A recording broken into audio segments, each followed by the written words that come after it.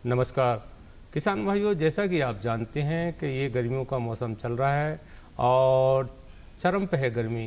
किसान भाइयों, जो किसान उद्यान की फसलों की खेती करते हैं, जैसे फल उद्यान है, उनके साग सब्जी की खेती करते हैं, फूलों की खेती करते हैं, और कुछ ऐसी जगह तो ये है कि कुछ गर्मियों की जैसे जायद मौसम की फसल बोई गई, मक्का इत्यादि की। तो ऐसे समय हमारे किसान भाइयों को कौन कौन से सामयिक काम करना चाहिए, जैसे सिंचाई कब करना चाहिए और हवा से बचने के लिए किसानों को क्या करना चाहिए, कौन कौन से खाद उर्वरक देना चाहिए, जैविक पद्धति से कैसे कीट नियंत्रण करना चाहिए, ऐसी तमाम बातें इनकी जानकारी देने के लिए आज हमारे साथ हैं मध्य प्रदेश शासन के अपर संचालक उद्यान की विभाग के डॉक्टर के.एस. किराड़ साहब। आपका कार्यक्रम में स्वागत है। किसान भाइयों, हमारे साथ एक ऐसे किसान भी हैं जो फल उद्यान की खेती करते हैं, साथ में परंपरागत खेती भी करते हैं। श्री रमेश चंद जी मेहरा, आप नर्मदापुरम में गांव पलासी के रहने वाले हैं। आपका कार्यक्रम में स्वागत है। डॉक्टर साहब, सबसे पहले मैं आपसे ये जानना चाहूँगा कि इस समय उद्यान की फसलों में क्या सामयिक कार्य हमारे किसानों को करना चाहिए? ये आपने बहुत ही अच्छा प्रश्न किया है कि जो वास्तव में देखा जाए तो गर्मियों के मौसम में अब किसान भाइयों को अपनी फसल को कैसे सुरक्षा प्रदान करें और साथ ही साथ सिंचाई का कैसे प्रबंधन करें और उच्च गुणवत्ता के साथ अच्छा उत्पादन वो गर्मी के मौसम में सब्जियों से, फलों से या फूलों से कैसे प्राप्त करें, जिससे कि उनकी आमदनी और उनके उत्पाद का उचित मूल्य बाज़ार में मिल सके। तो जैसा कि अपन देखते हैं कि अभी नींबू की फसल आई हुई है, फलों में नींबू की फसल है, आम की फसल है, जिससे कि किसान भाई अपना उत्पादन ले रहे हैं। और इधर सब्जियों में बेल वाली फसलें हैं, जैसे गिलकी है, लौकी है, तोरई है, टिंडा है, भिंडी है। और फूलों में अभी अपन देखेंगे गेलाडिया और गेंदा की फसल किसान भाइयों के बीच में है। कुछ संरक्षित खेती पॉली हाउस वगैरह में गुलाब की खेती, जरबेरा की खेती भी हमारे किसान भाई ले रहे हैं। तो संरक्षित खेती में तापमान का थोड़ा सा अंतर पड़ता है, लेकिन जो खुले क्षेत्र हैं, खुले मैदान हैं, खेत हैं, उसमें तापमान का और गर्मी का मौसम और गर्म हवाओं का ज़्यादा फसलों के ऊपर प्रभाव पड़ता है। तो किसान भाइयों से मेरा यही अनुरोध और निवेदन है कि चूँकि अपन सब जानते हैं जैसी गर्मी का मौसम आता है तो सिंचाई का प्रबंधन एक बहुत ही अहम और महत्वपूर्ण है। अक्सर हमें इस तरह से सिंचाई खेतों में करना चाहिए जब ज़मीन अपनी ठंडी हो जाए। अक्सर ये देखने का आता है कि 10 बजे के बाद 12, 2, 3 बजे यदि अपन सिंचाई करते हैं तो इससे फसल को नुकसान होता है, फसल में जलन पैदा होती है और उत्पादन नहीं होता, अलग से उनमें कीड़े और बीमारियों का प्रकोप भी बढ़ जाता है। तो मेरा अनुरोध ये है कि सुबह सुबह 6 से 7 बजे, 8 बजे तक किसान भाई अपना सिंचाई का कार्य उसमें कर लें, या फिर शाम के समय जब ज़मीन ठंडी हो जाए तब किसान भाई अपनी फसलों को सिंचाई करें। अभी कुछ इस तरह की समस्या भी देखने में आ रही थी, जैसे नींबू वर्गीय फल है, तो उसमें अचानक से कुछ 4-5 दिन तक अपन ने एकदम सिंचाई नहीं दी और फिर एकदम अचानक से उसमें सिंचाई दे दी तो फल फटने लगते हैं। यही समस्या लीची की भी जो फल हैं उनमें भी देखने को मिलती है। और ऐसे फलों में, टमाटर में भी ये देखने को मिलती है, सब्जियों में, कि अचानक कुछ दिनों के बाद यदि खेत अपना सूख गया और फिर पानी दे देते हैं तो उसमें फल के फटने की समस्या सामने आती है। ये इसके लिए मेरा किसान भाई से अनुरोध है कि ज़मीन में, भूमि में नमी का एक निश्चित स्तर बनाए रखें। वो मतलब भूमि को एक नम रखें, बहुत ज़्यादा पानी भी नहीं दें और एकदम ऐसा स्ट्रेस कंडीशन में नहीं लाएं कि जिससे उत्पादन और उसकी गुणवत्ता में विपरीत प्रभाव पड़े। किसान भाइयों, डॉक्टर साहब ने बताया कि सिंचाई ऐसे टाइम करें जब गर्मी नहीं पड़ रही हो, या तो सुबह के टाइम करें या शाम के टाइम करें। अगर आप दोपहर को करेंगे तो इससे आपकी फसल को हानि पहुंचने की संभावना है। डॉक्टर साहब, जिन किसान भाइयों के बगीचे पुराने हैं उन्हें इस समय क्या काम करना चाहिए? जैसे कि बगीचों की अपन बात करें तो जिनमें फलन की अवस्था है, जैसे आम के फलन की अवस्था है, तो मैंने जैसे बताया कि उनमें अभी कुछ कीड़े बीमारियों का ही प्रकोप उनमें देखने में आ रहा है, कुछ पोषक तत्व की जो प्रभाव है, कुछ पानी का जो प्रभाव है वो देखने में आ रहा है। तो उनमें ये अपन रखें कि यदि जो फलन की अवस्था में है तो उसमें तो बिल्कुल वो प्रॉपर ध्यान रखें, पोषक तत्वों का ध्यान रखें, पानी का बराबर उसमें ध्यान रखें। और जो गर्मी और जैसे ही बारिश का हल्का सा एक मौसम बीच में फुहार आती है तो उसमें रस चूसक कीड़ों की संख्या भी बढ़ जाती है। अभी उसमें एक मिलीबग भी आपने देखा होगा, सफ़ेद सफ़ेद जिसमें पाउडर सा लगा रहता है, वो कीड़े का प्रकोप बहुत ज़्यादा हो रहा है। आम के फल के साथ साथ अन्य फलों में भी इस प्रकार के कीड़े का प्रकोप देखने को मिल रहा है। जैसेट जो फुदका, हरा फुदका बोलते हैं, फुदकता रहता है, उसका ही प्रकोप देखने में आ रहा है। वाइट फ्लाई और थ्रिप्स, ये ऐसे हैं जो रस चूस लेते हैं उसके फूलों से, बीज से, जिससे क्या होता है कि इनकी जो फूल से फल बनने की अवस्था होती है, फल के जो आगे की बढ़ने की अवस्था होती है वो रुक जाती है। और इन कीड़ों के जो चूसने के कारण एक शहद जैसा मतलब मीठा मीठा पदार्थ भी फलों के ऊपर छोड़ते हैं, जिसकी वजह से उसमें काली फफूंद लग जाती है। तो अनुरोध इसमें यह है कि जो इसके जो उपाय हैं, पौध संरक्षण के उपाय हैं, कीड़े बीमारियों को रोकने के उपाय हैं, वो भी इनके पानी के साथ साथ बहुत आवश्यक हैं। वो उपाय भी किसान भाई करें। फुट स्प्रेयर पंप की सहायता से या पावर स्प्रे पंप की सहायता से फुहारा देकर इन कीड़ी बीमारियों को अपन रोक सकते हैं। डॉक्टर साहब, जिनके जो पौधे पुराने हैं या वृक्ष पुराने हैं फलदार, किस समय कटाई छटाई हो सकती है? उनमें कटाई छटाई का भी कार्य अपन कर सकते हैं। इसको अपन जीर्णोद्धार का कार्य बोलते हैं। यदि बहुत पुराने वृक्ष हो गए, जैसे आम के वृक्ष हो गए हैं या अमरूद के जैसे वृक्ष अपने पुराने हो गए हैं और वो अपन कहते हैं आर्थिक फलन की अवस्था में नहीं है, मतलब फल तो आते हैं लेकिन किसान भाइयों की जो आमदनी मिलना चाहिए उतनी आमदनी नहीं मिल पाती है। तो ऐसे दो दृष्टि से इसमें कटाई छटाई का कार्य करना चाहिए। एक तो हल्की कटाई छटाई का कार्य बोलते हैं, जिसे जो मतलब पौधे यंग अवस्था में, बीज की अवस्था में, उनमें तो ऐसी कटाई छटाई का कार्य करने से, प्रूनिंग का कार्य करने से उसमें नई नई शाखाएं फूटेंगी और फिर उसमें फलन के फूल अच्छे बनेंगे और फलन की संख्या भी अच्छी होगी और किसान भाई उनसे उत्पादन अच्छा ले सकते हैं। दूसरे ऐसे वृक्ष हैं जो कई साल पुराने हो गए, 25-30 साल के वृक्ष हो गए और जिसमें कि फलन की बहुत कम संभावना बचती है। तो ऐसे में एक टॉप वर्किंग प्रणाली बोलते हैं, जिसमें शीर्ष प्ररोह बोलते हैं उसको, उसकी शाखाओं को ऊपर से एकदम काट दिया जाता है। फिर उसको धीरे धीरे प्रबंधन करते हैं कि बरसात के जैसे उसमें कोपले फूटते हैं, उसमें से वो 4 शाखाओं को छोड़ देते हैं, फिर वो शाखाएं बड़ी होती हैं, फिर उसमें से 2 शाखाओं को छोड़ देते हैं। तो इस तरह से जो वृक्ष का आकार है, जिसमें अपन बात करते हैं आम हो सकता है, अमरूद हो सकता है, बेर की फसल हो सकती है, इसमें अपन टॉप वर्किंग का काम करते हैं। तो ऐसे फल वृक्षों को, इसको हार्ड प्रूनिंग बोलते हैं अपन, बहुत जिसमें छटाई करते हैं, शीर्ष प्ररोह मतलब ऊपर की शाखा को कंप्लीट उसमें से काट देते हैं, फिर उसका प्रबंधन करते हैं उसमें। तो कहना चाहिए उसको जीर्णोद्धार हो रहा है उसका, मतलब एक नए पेड़ के रूप में, एक नए बगीचे के रूप में उसको विकसित किया जा सकता है उसको। जी, रमेश चंद्र जी भाई साहब, आप बताएं कि आपके पास कितनी ज़मीन है, कौन कौन सी फसल पहले से ले रहे हैं, अब कौन सी फसल ले रहे हैं? जी, मेरे पास 5 एकड़ ज़मीन है और 5 एकड़ ज़मीन में मैं पहले जो है अपने गेहूं, चना, मूंग 3 एकड़ में लेता हूं। 1 एकड़ फसल को मैंने अभी जो है उद्यान के विभाग के साथ मिलकर के पिछले साल मैंने बलहर लगाई थी और हल्दी लगाई है और कुछ पौधे जो घर उपयोग के लिए फलदार हैं उनमें आम लगाए हैं, नींबू लगाए हैं और बिही लगाई है। इस तरह से मेरा ये विचार है कि एक छोटे परिवार को ज़्यादा से ज़्यादा फल मिले, उसके लिए हम ये काम कर रहे हैं। जी, क्या आप जैविक खेती भी करते हैं? जी, मैं जैविक खेती करता हूं और मैं जो कीट नियंत्रण का काम भी जैव पद्धति से ही करता हूं। मैं स्वयं अपने खेत पर ट्राइकोडर्मा बनाता हूं, बवेरिया बेसियाना बनाता हूं, वर्टिसिलियम बनाता हूं और इनको बना करके जो है अपने फसल में उसकी सिंचाई करके कीट नियंत्रण का काम करते हैं और नीम ऑयल, करंज ऑयल का जो है मिला करके उस पर फलों हम अपने पौधों पर उसकी सिंचाई करते हैं। जी, डॉक्टर साहब, जो किसान भाई अब नए बगीचे लगाना चाह रहे हैं तो उन्हें पौध के बारे में बताइए। पौध कहाँ से लाएं या कैसे उसका रोपण करें और तैयारी कैसे करें? ये बहुत ही महत्वपूर्ण है कि अभी चूँकि ऐसा समय है कि जिसमें अपन खेत की तैयारी करते हैं, गड्ढों की खुदाई का कार्य करते हैं और गड्ढों की खुदाई के साथ साथ उसमें जिन पोषक तत्वों की ज़रूरत पड़ती है, जैसे गोबर की खाद है, अभी जैसे हमारे किसान भाई बहुत अच्छी जानकारी दे रहे थे कि जैविक खाद हैं, जैविक जो फफूंदनाशक दवाई उनका प्रयोग करना चाहिए, नीम खली का इस्तेमाल करना चाहिए। तो ये अभी वैसे कि अपन बात करेंगे तो ये अभी बहुत उपयुक्त समय है इन सब चीज़ों की तैयारी करने का। बाग बगीचे जब भी अपन की स्थापना करें तो ये निश्चित कर लें हमें कौन सा फल वृक्ष उसमें लगाना है। जैसे अमरूद का बगीचा लगाना है तो अमरूद का फिर बगीचा लगाने में कौन सी किस्म का उसमें उपयोग करेंगे और उसकी दूरी क्या रहेगी। आजकल जितने भी बगीचे किसान भाई लगा रहे हैं उसमें ड्रिप के साथ ही लगा रहे हैं वो, तो उनकी जो दूरी ड्रिप और मल्चिंग के साथ लगा रहे हैं, तो ये संसाधन की व्यवस्था भी वो गर्मियों के मौसम में उन्हें कर लेना चाहिए।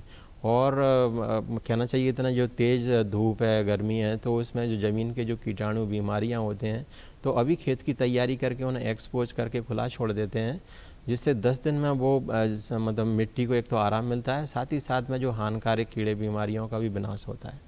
तो गड्ढे की खुदाई भी अभी इस समय वो करके डाल दें, और उन्हें यदि लग रहा है कि जैसे मैंने 1 हेक्टेयर में 400 मेरे को पौधे की आवश्यकता है, तो 400 प्लस 10% पौधे की और व्यवस्था वो अतिरिक्त कर लें।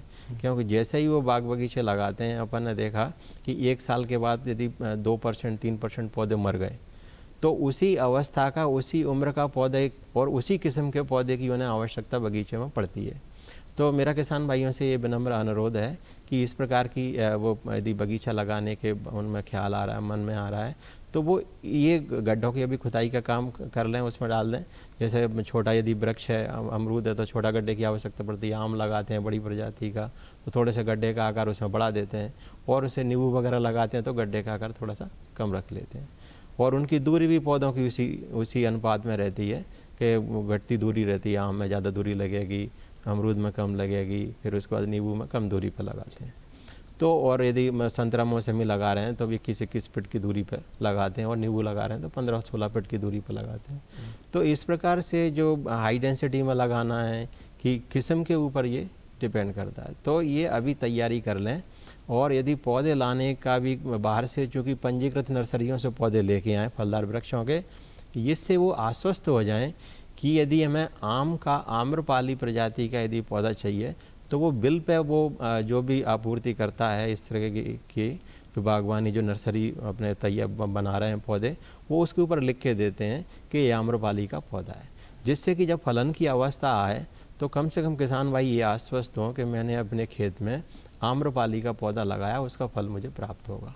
ऐसे ही यदि अमरूद का लगा रहे हैं तो उन्हें ये पता होगा कि मैं लखनऊ 49 प्रजाति का किस्म का लगाया है, कि इलाहाबाद सफ़ेदा किस्म का लगाया है, या मैंने थाई का लगाया है, और किसी अन्य प्रजाति का मैंने लगाया है।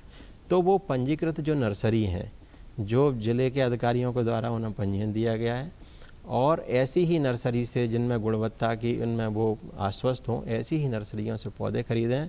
कम से कम 10% ज़्यादा पौधे वो खरीदें, और ट्रांसपोर्टेशन करके अभी उन्हें सुरक्षित ठंडे स्थान पर पौधों को मतलब रखने की तैयारी कर लें। जब उन्हें पौधे लगाना हो तो कम से कम 15 दिन पहले वो पौधे अपने खेत में या छायादार स्थान पर ला के रखना सुनिश्चित कर लें। तो किसान भाइयों, कुछ खास बातें आपको ध्यान रखना है कि अभी गड्ढे अभी तैयार कर लें, लेकिन पौध जो होती है, चाहे आम की हो, चाहे नींबू की हो, या जितने भी फलदार वृक्ष हैं, तो जहाँ विश्वसनीय जगह वहीं से लाएँ। अगर आपको कुछ समझ में नहीं आ रहा है तो आप पास के जो उद्यान की विभाग के अधिकारी हैं फील्ड के, उनसे संपर्क करें, वो आपको सलाह देंगे, तब आप पौधरोपण करें। किसान भाइयों, अब समय है कृषि दर्शन कार्यक्रम में छोटी से विराम का। विराम के बाद फिर आपसे मिलते हैं। अरे सुन तो। मुझे क्या सुनाना चाहते हो? जो सुनाओ मेरी सौतन को। किसको? अरे वही तुम्हारा मोबाइल फोन जिससे सुबह शाम दिन रात चिपके रहते थे और कहते थे किसान कॉल सेंटर से बातें हो रही हैं। अच्छा ये बात है। हाँ, क्यों? क्या हुआ? अब बात नहीं होती क्या? अब तो झट से बात हो जाती है। संबंधी समस्याओं का अपनी भाषा में तुरंत हल पाने के लिए पूरे भारत में किसी भी फोन से हेल्पलाइन नंबर पर संपर्क करें। किसानों का दोस्त किसान कॉल सेंटर।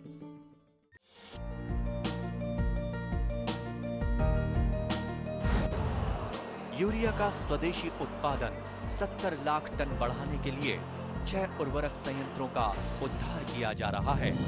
FCIL के गोरखपुर, सिंदरी, तलचर और रामागुंडम संयंत्र, HFCL की बरौनी इकाई और BVFCL की नामरू फोर्थ। सोने पर सुहागा ये है कि देश में अब बनेगा सिर्फ नीम लेपित यूरिया, क्योंकि इससे होगा किसानों का फायदा ही फायदा।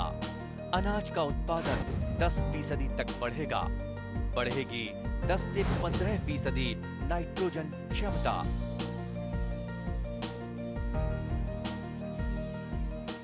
किसान भाइयों, विराम के बाद फिर कार्यक्रम में आपका स्वागत है। मैं अपने विशेषज्ञ परिचय करा दूं। मध्य प्रदेश शासन के अपर संचालक डॉक्टर KS करार साहब हमारे बीच में आए और बहुत बढ़िया जानकारी दे रहे हैं, और भी जानकारी लेते हैं। और नर्मदापुरम से एक गांव है पलासी, वहां से हमारे बीच में पधारे हैं रमेश चंद जी मेहरा। उनका भी कार्यक्रम में फिर स्वागत है।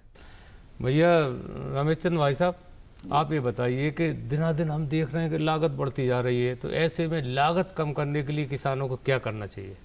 ये लागत कम करने के लिए तो किसानों को यह है कि स्वयं थोड़ा परिश्रम करें, अपने स्वयं का वर्मी कंपोस्ट बनाएं, कंपोस्ट खाद बनाएं, या और स्वयं की जो दवाई हम बना सकते हैं उनको दवाइयों को बना करके अपने खेतों में सिंचाई करेंगे तो उनकी लागत में कमी आएगी। निश्चित रूप से उत्पादन भी अच्छा होगा और लागत में भी कमी आएगी। जैसे मैं स्वयं जो है गोबर की खाद को, जब पकी हुई गोबर खाद लेता हूँ उसमें हम ट्राइकोडर्मा को मिला देते हैं तो ट्राइकोडर्मा फैल जाता है, और जब हम खेत में डालते हैं तो निश्चित रूप से हमारी मिट्टी भी जो है भुरभुरी होती है। और ट्राइकोडर्मा जो है एक मित्र फंगस है, उसके माध्यम से अपने पौधों में या हमारी फसल में जड़ गलन और तने जैसे रोग उसमें नहीं आते हैं। तो इस तरह से हम अपने कि एक तो रसायन से बच जाते हैं और दूसरा हमारे स्वयं के, और ये पद्धति जो मैं स्वयं बनाता हूँ ये कोई भी किसान अपने वहाँ बना सकता है। उसमें कुछ बहुत ज़्यादा, एक FM लगता है, एक हमारा लिक्विड जो भी किसी भी अच्छी कंपनी का लिक्विड आप ट्राइकोडर्मा खरीद लें, और 5 जो मैंने एक हम 9 तरह के अन्न मिला करके आटा बनाते हैं, आधा आटा और आधा 180 ग्राम आटा और 180 ग्राम FM ले करके उसको अच्छी तरह से चौड़ा लें जैसे हम कढ़ी बनाते हैं, और इसको ठंडा करके रख दें। दूसरे दिन उसमें अपने ये ट्राइकोडर्मा डाल देंगे तो वो मल्टीप्लाई हो जाएगा और 1 लीटर का 10 लीटर बन जाएगा। नहीं, अभी आप बता रहे 9 तरह के अन्न तैयार करते हैं, क्या होता है इससे? इससे क्या होता है कि जो हमारे जो जीवाणु हैं उनको भोजन मिलता है और इससे वो बढ़ जाते हैं। ये कौन कौन से 9 अन्न है? 9 अन्न में ज्वार है, बाजरा है, गेहूँ है, चावल है और 5 तरह की कोई भी दाल, वो किसी भी तरह की दाल हो सकती है। इनको सबको मिला करके इकट्ठा पिसा लें तो ये हमारा 9 तरह के अन्न मिल गया। और FM जो है वो हम पूना से बुलवाते हैं, तो वो बना बनाया आता है, उसको मिला करके अपन 1 लीटर से 10 लीटर और 10 लीटर से फिर जितना चाहे उतना अपन बढ़ा सकते हैं। तो इससे क्या है कि भूमि के पोषक तत्व बढ़ते हैं, क्या है इससे? क्या है कि जो फंगस आती है, जैसे ट्राइकोडर्मा से फंगस पर नियंत्रण होता है। और मैं आदरणीय हमारे वैज्ञानिक साहब डॉक्टर साहब से पूछना चाहूँगा कि ये जो मैं जो बता रहा हूँ ये इसमें कितनी सत्यता है? जी नहीं, ये बिल्कुल सत्यता है इसमें, क्योंकि ये कई तरह के अपन नियंत्रण बोलते हैं जो कीट और बीमारियों का। कुछ रासायनिक नियंत्रण होते हैं, कुछ फिजिकल होते हैं, कुछ बायोलॉजिकल होते हैं। बायोलॉजिकल मतलब जीव ही जीव का नियंत्रण करता है। तो जैसे इन्होंने ट्राइकोडर्मा का नाम बताया, ट्राइकोडर्मा एक फफूंद है और जो हानिकारक फफूंद है उसको ये नियंत्रण का काम करता है। तो ज़मीन में ये जैसे कि हमारे किसान भाई बता रहे हैं कि ज़मीन में यदि इस तरह की यदि रोग जनित जो फफूंद हैं उनको यदि नियंत्रण करने का काम करते हैं तो वो ट्राइकोडर्मा का किसान भाई गोबर की खाद के साथ मिला के एक पैकेट को बना के वो 7 दिन तक रख देते हैं। तो पूरा गोबर का कलर जो खाद है उसका कलर देखेंगे, रंग देखेंगे तो हल्का सा ग्रे कलर का हरेनुमा टाइप का वो चेंज हो जाता है उसमें। तो ये जो पद्धति है ये जीवाणु या जो अपनी लाभदायक फफूंद हैं उनको बढ़ाने का, वर्धन का काम कर रहा है। ऐसे लाभदायक जीवाणु हैं उन्हें बढ़ाकर हानिकारक जीवाणुओं को नियंत्रण अपन कर सकते हैं। ऐसे ही कई प्रकार की जो फफूंद हैं वो कीड़ों का भी नियंत्रण करती हैं। उन्हें एक बार छिड़काव कर देते हैं फसल के ऊपर तो वो फफूंद उन कीड़ों में लग जाती है, मतलब वो कीड़े उस फफूंद से ग्रसित हो जाते हैं। तो इस तरह का जो नियंत्रण बोलते हैं इसको जैविक नियंत्रण बोलते हैं। मतलब एक जीव के द्वारा दूसरे जीव का नियंत्रण है। जिसका उपयोग करते हैं उसको अपन लाभदायक जीव बोलते हैं, जिसका विरोध में उपयोग करते हैं उसको अपन हानिकारक या शत्रु जीव का शब्द से इस्तेमाल करते हैं। तो इस तरह की विधियां प्रचलन में लाने से जो खेती की लागत है और जो पर्यावरण का जो अपन बात कर रहे हैं और मानव के लिए जो एक अच्छे उत्पाद की बात कर रहे हैं, तो इन विधियों से वो संभव है। और किसान भाई इसका बहुतायत इस्तेमाल भी कर रहे हैं, प्रैक्टिस भी कर रहे हैं। जानकर और किसान भाइयों को खुशी होगी और वो भी इन विधियों को अपना सकते हैं और इनका अपनी खेती में कम लागत से अधिक लाभ की स्थिति में लाने के लिए उपयोग कर सकते हैं। तो किसान भाइयों, अभी आप देख रहे हैं और समझ रहे हैं, किसान भी किसी कृषि विशेषज्ञ से कम नहीं होता। ट्राइकोडर्मा के बारे में बताया क्या होता है। किसान भाइयों, जो ज़मीन के भीतर एक फंगस अर्थात जब हम कोई फसल बोते हैं तो फसल सूखने लगती है, अर्थात उनकी जड़ों को वो फंगस छोटे छोटे कीटाणु काटने लगते हो, उससे वो उकटा रोग हो जाता है, सूखने लगती है। तो जैसा कि रमेश चंद्र जी भाई साहब ने बताया कि 9 प्रकार के अन्न को तैयार करके उनको छिड़काव करें, और उसके लिए डॉक्टर केएस गिराड़ साहब ने भी बताया कि ये ठीक है, ये एक जैविक नियंत्रण है, इसको कर सकते हैं, तो अपने आप भूमि में जो उर्वरा शक्ति बढ़ती है, वो पौधा अच्छा होता है। रमेश चंद्र जी भाई साहब, अभी आप जैव की बात कर रहे थे, जैविक खेती या जैव की, जैव से जैव जो अच्छे जैव होते हैं, अच्छे मित्र जैव होते हैं, वो खराब जैव को नष्ट कर देते हैं, तो आप करते हैं ये? जी करता हूँ मैं। जैसे मैंने अभी कैसे तैयार करते हैं? जैसे मैंने अभी आपको बताया कि ट्राइकोडर्मा हम बनाते हैं, इसी तरह से हम बवेरिया बेसियाना बनाते कैसे बनाते हैं आप बताओ? वर्टिसिलियम बनाते हैं। प्रक्रिया सेम है, बस इनका क्या है, जो मीडिया है वो बदलता है, और आटा हमारा यही रहता है, और प्रक्रिया भी यही रहती है। तो इससे हम बवेरिया बेसियाना भी बना सकते हैं, वर्टिसिलियम भी बना सकते हैं, और ट्राइकोडर्मा भी बना सकते हैं। और बवेरिया बेसियाना और वर्टिसिलियम का जब हम छिड़काव करते हैं तो निश्चित रूप से जो भी कीट पतंगे होते हैं उस पर उनका प्रभाव पड़ता है। मैं डॉक्टर साहब से निवेदन करूंगा कि वो इस संबंध में भी थोड़ी और जानकारी दें। हमारे किसान भाई ने अच्छी जानकारी दी आपको और बताया कि क्योंकि हर एक जीव का एक भोजन अलग प्रकार का होता है। यदि फफूंद है तो वो दूसरे प्रकार के भोजन पर अपने, ये जीवाणु है तो उसके लिए प्रोटीन की आवश्यकता पड़ती है। तो उनका जो आधार है, बढ़ने का आधार है, वो उसमें परिवर्तन करके अपनी इनकी मात्रा को में वृद्धि कर सकते हैं। जैसे अपन 1 किलो ट्राइकोडर्मा का यदि पैकेट लेके आए, तो ट्राइकोडर्मा 1 किलो से अपन 50 किलो की गोबर की खाद में मिलाएंगे तो वो 50 किलो ट्राइकोडर्मा हो गया वो। यदि वो, और उसको यदि 100 किलो में मिलाएंगे तो वो 100 किलो बन जाएगा, 200 किलो में मिलाएंगे तो 200, 5 कुंटल में मिलाएंगे तो 5 कुंटल आपका वो बन तैयार हो गया। तो उन जो लाभदायक जीव हैं उनकी संख्या कैसे बढ़ाई जाए, इसके लिए आवश्यक जानना ये है कि वो किस प्रकार के भोजन पे अपने आप को वर्धन अच्छा महसूस करते हैं जी। तो ये इसके हिसाब से उन्होंने बेस जो पदार्थ है उसका उपयोग किसान भाई कर रहे हैं और करना चाहिए उसका। किसान भाइयों, हमें ये ध्यान रखना है कि ऐसे उपाय करें जिससे हमारी मिट्टी में लाभदायक जो जैव या कीट हैं या वो पलें, जिससे क्या होता है कि उत्पादन में असर पड़ता है। आप बताइए रमेश चंद्र जी भाई साहब, कम लागत में, संक्षेप में बताओ, कम लागत में अधिक उत्पादन कैसे करें हमारे किसान भाई, नए किसानों को? कम लागत में अच्छा उत्पादन करने के लिए सबसे बढ़िया है कि हम जो है संतुलित जो है उसका उपयोग करें। अब क्या है कि हमने जैव का उपयोग किया, जैव का उपयोग करेंगे तो हमारी लागत कम हो जाएगी। परंतु मान लो ऐसी परिस्थिति बन गई, कोई विपरीत परिस्थिति बन गई, तो हम उसको ये भी नहीं कहते कि कीट नियंत्रण नहीं करना चाहिए, कीटनाशक का उपयोग भी कर लें। रसायन का जितनी मात्रा में उसको पौधे को ज़रूरत है उतना यदि उसको मिलेगा तो वो अपना फल बनाएगा।